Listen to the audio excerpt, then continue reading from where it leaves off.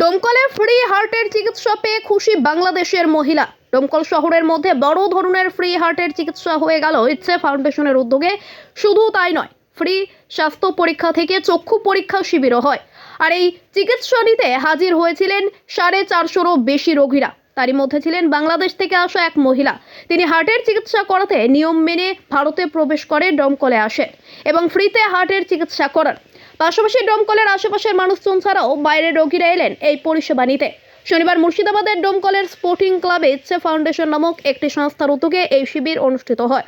শিবিরে উপস্থিত ছিলেন ডোমকল মহকুমা পুলিশ আধিকারিক শেখ শামসুদ্দিন, মহকুমা খাদ্য নিয়ামক আধিকারিক মুশির আহমেদ, ডোমকল থানার আইসি জ্যোতির্ময় বাগচি সহ বিশিষ্টজনেরা।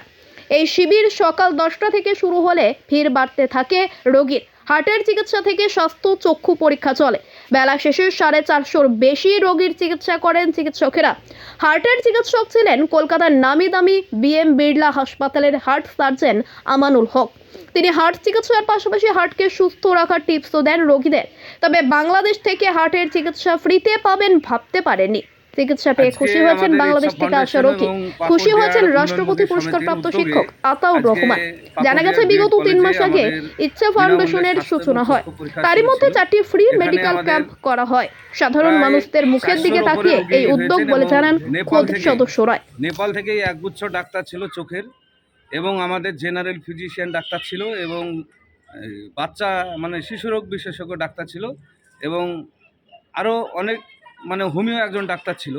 এখানে একগুচ্ছ ডাক্তারদেরকে নিয়ে ইচ্ছা ফাউন্ডেশনের উদ্যোগে এবং পাকুড়দিয়ার জন উন্নয়নমুখী সমিতির উদ্যোগে আজকে আমরা বিনামূল্যে স্বাস্থ্য শিবির এবং চক্ষু পরীক্ষা শিবিরের আয়োজন করা হয়েছিল।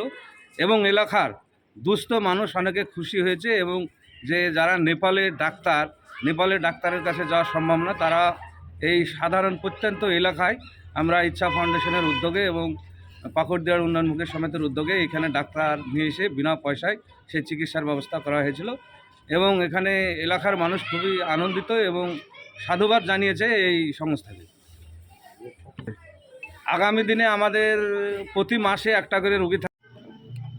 আজকে 23শে জানুয়ারি 2024 সাল। মূলত আজকে প্রথম পতাকা উত্তোলনের মধ্যে দিয়ে আমরা নেতাজির ভাবনা চিন্তাকে বিকাশিত করেছি। বিকাশিত বলতে এইরকম কথা, আজকে দেশ ভরা, সারা দেশে সাম্প্রদায়িকতা সম্প্রীতি ক্ষুণ্ণ, সেটা সম্প্রীতি দিবস আমরা পালন করেছি।